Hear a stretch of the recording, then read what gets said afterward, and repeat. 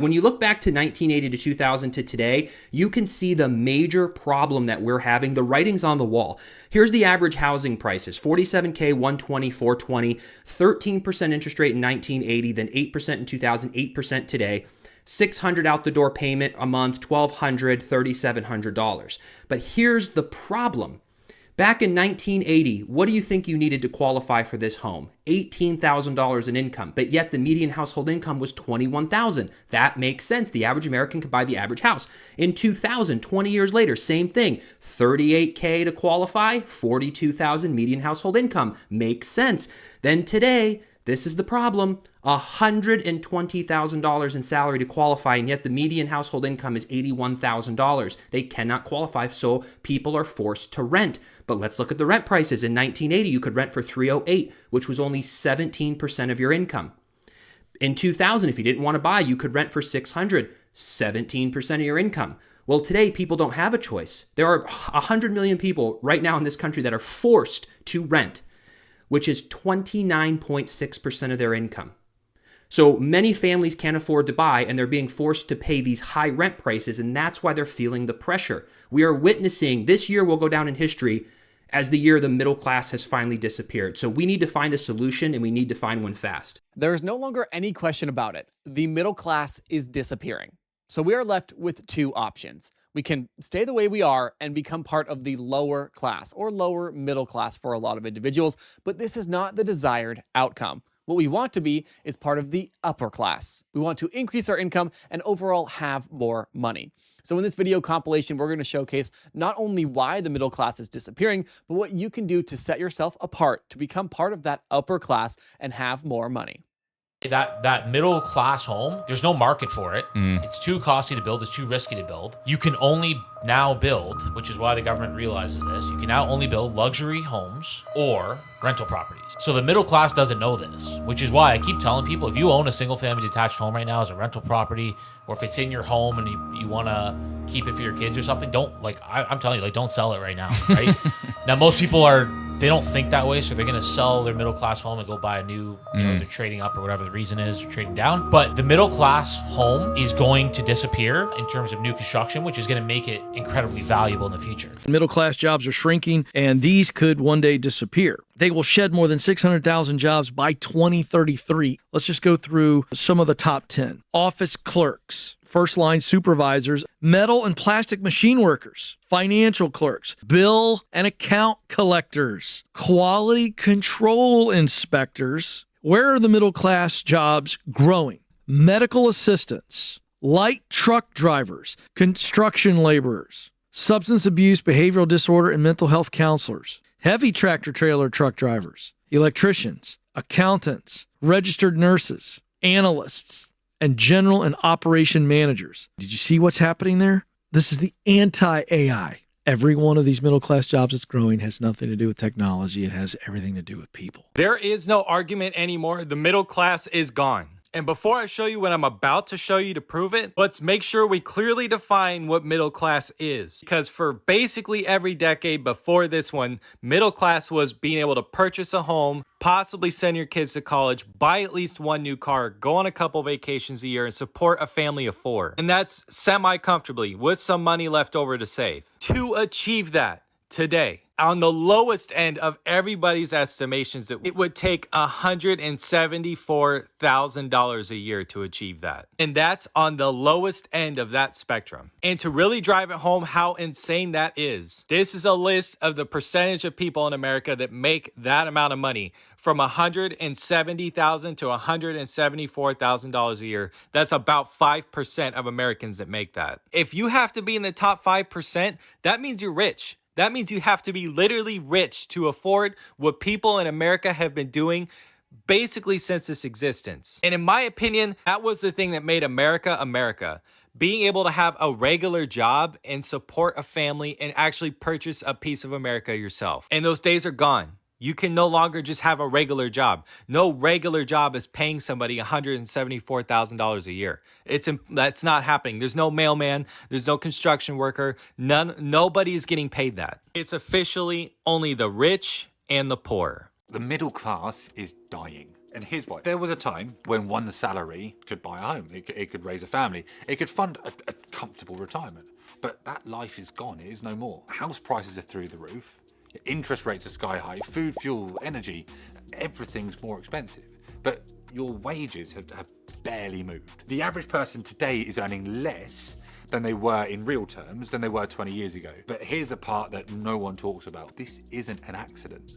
The middle class was never built to last. It was a temporary illusion of security because the system is designed to divide you.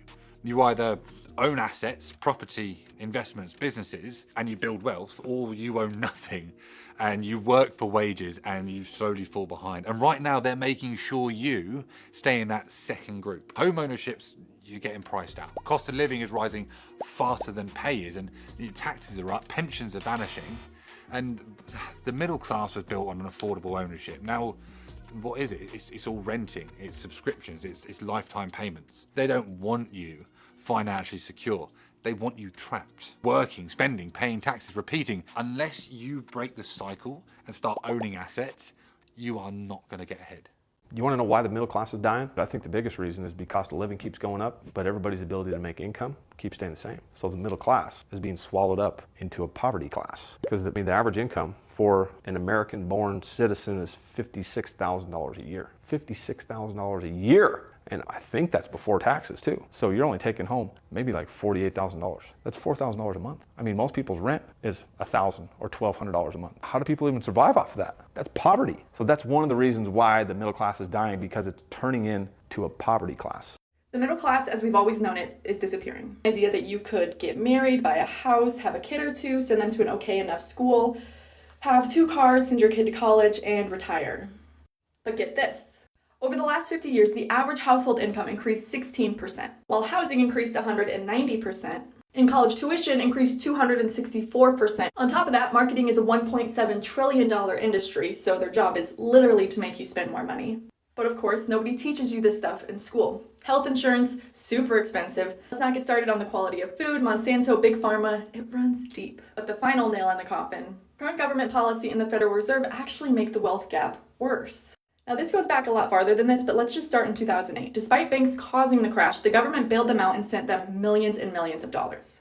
To do this, Fed Chair Ben Bernanke championed quantitative easing, which is just a long way of saying to print a fuck ton of money. So where does all that money go? Well, into stocks and real estate, of course. And who already owns stocks and real estate? The wealthy, or at least the wealthy enough. Fast forward 10 years and the economy's already sitting on a 10-year bull run. And what happens? 2020, we print 40% of the money supply in just a few months. Now, I know this sounds very one-sided, and quantitative easing had a lot of positive benefits as well, but the only side that I'm on is yours. Now, this is basic supply and demand. Increase the money supply, decrease the value of the dollar. And when the value is decreasing, you want to invest in alternative assets like real estate, stocks, etc. So, again, while the average American is saving money, they are losing money, and the already wealthy are getting more wealthy. I realize this sounds really grim, but I promise that is not my intention. Just consider it a bit of tough love. When in reality, the current world that we're in, the old ways of saving and making money just simply aren't cutting it. I could teach you a thing or two about personal finance. Investing is not complicated, and it is not for the old white guys. Understand that your life is 100% your responsibility and no one is going to save you. So I claim for you 2023 to be your best year yet. So while skincare might not be my area of expertise, finance is. I just watched what has to be one of the most horrifying videos I have ever seen on this app regarding our country's financial future. It was posted by a woman named Tiffany. I will link it. She's talking about how private equity firms have been buying up all the single family homes. So up until very recently, we didn't actually have the numbers to say just how many homes they've been buying up. And most politicians across the fucking board, Democrat, Republican, whatever, have been saying, well, they're really only buying like 18% of single family homes. And then economists chimed in and said that if private equity firms are buying up anywhere from 18 to 20 to 23% of single family homes in this country, that by 2030, they would own 60% of all of the homes in America. Well, we just got the final numbers. In 2023, private equity firms purchased 44% of all of the single family homes in America, which means death for our middle class. Our generation will not be homeowners. They will have us permanently renting from like 2 or 3 companies.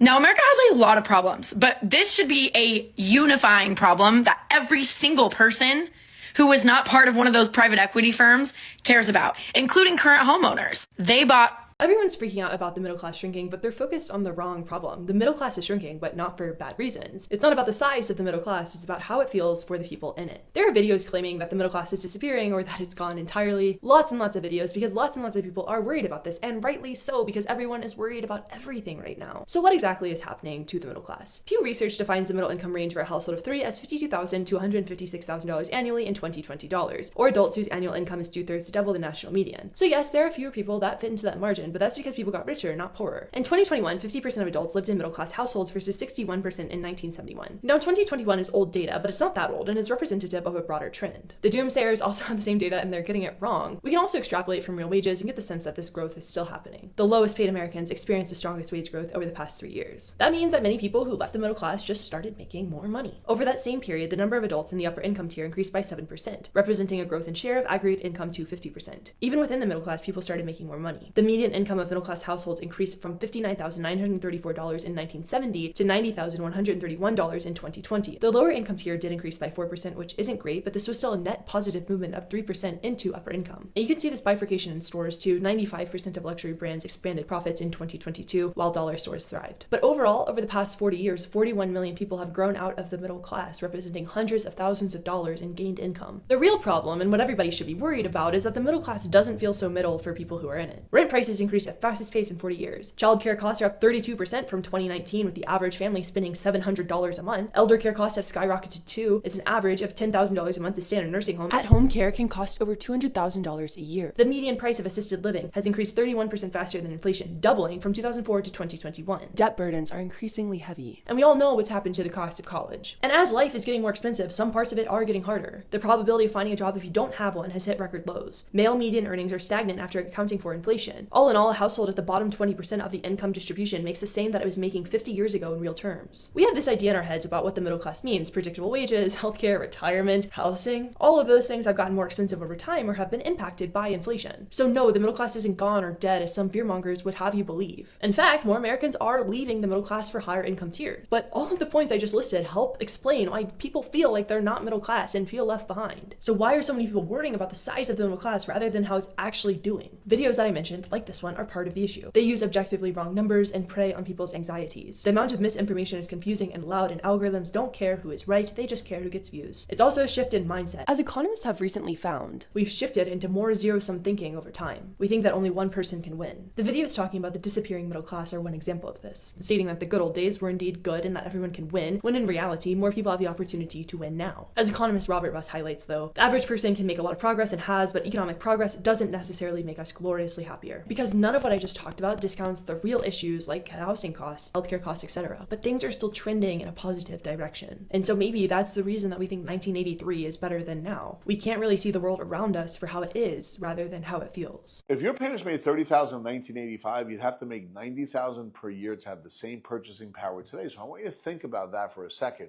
What felt like a solid middle-class salary 40 years ago now requires triple the income just to tread water. Look back. Your parents could buy a decent home for around $80,000. Fast forward to today, that same home is north of $400,000. College tuition, a few grand a year back then, now is tens of thousands of dollars annually. So even if your paycheck has grown, the treadmill is moving even faster. And that's why it feels like you're running harder but staying in the same place over and over again. The only way off that treadmill is to own assets, stocks, real estate, businesses that are going to outrun inflation. Otherwise, your wage alone will never keep pace. The middle class is about to disappear. The choices that you are going to make now will decide your future. You either shift to lower class or you learn how to survive. And what I'm about to tell you is also applicable for those who are financially comfortable. One stream of income, no longer sustainable. Whatever kept you going financially until this point is now too fragile to be dependent on. With the current level of inflation, the value of your money will deflate quicker than you can keep up. And companies will struggle to survive. So your job might not be that secured. Then the social unrest. The overall mindset and energy is shifting. People are unhappy and stress levels have never been this high. And then my ultimate favorite, politics. As if there wasn't enough going on, the year started with a spectacular treasure hunt. I'm going to avoid naming and shaming, but a few videos ago I mentioned the incident that was about to happen. But I also mentioned in that video the impact it will have on the region. And I know for many of my followers, these problems don't feel like your problem, but you don't have to wait for the next disaster to happen in your backyard before you take action. The key word here is diversify. And with that, you spread your risks. Let me give you an example. Let's say you live in France and you have an amazing business or a business idea. Before, the logical idea would be to start your business or build your business in the country that you live in. But with everything happening, that would be a high-risk decision. What if one idiot decides to attack France? Your business, your income, your life, your house, it will be gone in 1 second. So take your business idea or expand your business in other regions. And of course, they have their own problems, just like France. Generally, this also comes with a second residency option. Besides that, it creates a second stream of income outside of your French tax jurisdiction. It gives you the flexibility to leave your country when things go wrong. And that might come in handy with everything that goes on in the world. I've said it before and I will say it again. Start learning to be comfortable with instability and be one step ahead of the curve. Aristotle predicted exactly how societies collapse, and it all starts with the wealth gap. He said that when the distance between the rich and the poor grows so extreme that the middle class will cease to exist, and from it, a two-faction system will take the place of society. The rich will use their wealth to buy power and rewrite the laws, and they'll lose touch with reality. Meanwhile, the poor will be desperate and hopeless, willing to vote for anyone who promises to burn it all down. He claimed that the middle class is the glue that's holding everything together. Remove it, and society goes with it. Aristotle warned that extreme inequality destroys all trust, cooperation, and any shared purpose. And his solution was simple: a strong middle class, one with enough stability but not too much that they forget what the struggle feels like. Look around today, the wealth gap is wider than ever before. The middle class is disappearing, and as a consequence of this, we're angrier and more divided than ever. The middle class is going to get wiped out and move down to the working class by 2030. They've warned you about AI technology. Amazon laid off 30,000 people. Okay. Robots can do drywalling now. They can have fully autonomous McDonald's, fully autonomous banks. We have decentralized finance. I manage all my own money, guys. The decentralized system is here. So what it's about to look like is the worst roller coaster you've ever been on. It's ugly out here, man. The opportunities that's going to be coming is going to be mind-blowing. 2025, the opportunities that are going to be coming is going to be mind-blowing. And if you ain't a person that was setting themselves up in preparation, you're already done. You already missed out. Because the opportunities that are coming, the average person is not going to be able to play. No, not at all. They can't play now. America is turning into a renter's nation. America is turning into a renter's nation. They're predicting in the next 10 years, over 60% or more of the Americans will be renters. So your children that you are hoping to be able, that will be able to buy their own home, are going to be relying on you to set them up so they can to be able to get their home. Because imagine how it's going to look like if you have no help, and then you're looking to buy your home for the first time, young people in the next 10, 15 years from today. Then it's over. Damn. How old were you when you woke up from the American dream? I want to know. Did you wake up naturally by yourself, or were you shaken violently awake by the realization that for the first time in American history, most people's children are not going to have a better future than their parents did? Ken, you're being dystopian again. No, I'm not. I brought all the facts. I brought all the numbers. The top 1% of Americans have more money than the bottom 90% of Americans combined. You notice that graphs always start right around like the late 80s or 90s? You know why that is? If you said Reagan, good job. I'm proud of you. Those charts always start in the 80s because that's when he introduced trickle-down economics, Reaganomics, tax breaks for the rich, deregulating the markets, which Clinton continued. You'll notice that trend continued there. And then, oh, what happened in 2007? Massive financial crash? Gotcha. And that really hurt poor people more than it hurt rich people? Interesting. Congratulations to the 400 richest Americans who have won capitalism and have more money than the bottom 150 million people combined. Just go colonize Mars. Do you think it's coincidence that over that same time period, union participation went from about 20% to about 10% today? I should do an entire video just on this, but in 1981, the Professional Air Traffic Controllers Organization went on strike, unionized, and Reagan fired about 11,000 of them. He didn't just fire the 11,345 people. He actually banned them from federal service for life. So unions were kind of useless after that, right? What is my point? And what am I proposing? So glad you asked. My point is that we have a serious problem that is just going to continue to get worse. Like the rich continue to get richer, the poor get poor, the rich continue to win the system, and I don't know what the end game is for them, which is like the most interesting part. At some point, like you're just sitting on a pile of money and the world's burning and everyone's homeless. I don't whatever. Let's talk solutions. Let's make the minimum wage livable. Fun fact, if the minimum wage had kept up with workers' productivity, the minimum wage would actually be like $21, $24 an hour right now. Let's also maybe get a more progressive tax system. Let's maybe do something about like the inheritance tax and the loopholes on that, and just like how they can hide money in offshore accounts, they hide in assets, whatever, like they don't actually get taxed when they pass it to their children. Maybe make houses affordable so it's not just a constant rat race cycle, but hey, dare to dream. There are so many options when you walk down a grocery store aisle nowadays. A new Bloomberg reporting has found that consumers are increasingly choosing the low-cost and premium brands. Those steady, legacy, mid-tier brands, like Kraft, are losing out. This is The Big Take from Bloomberg News. As more customers try to save a buck or level up, brands in the middle are feeling the squeeze. The biggest reason for these changes is a familiar one: inflation.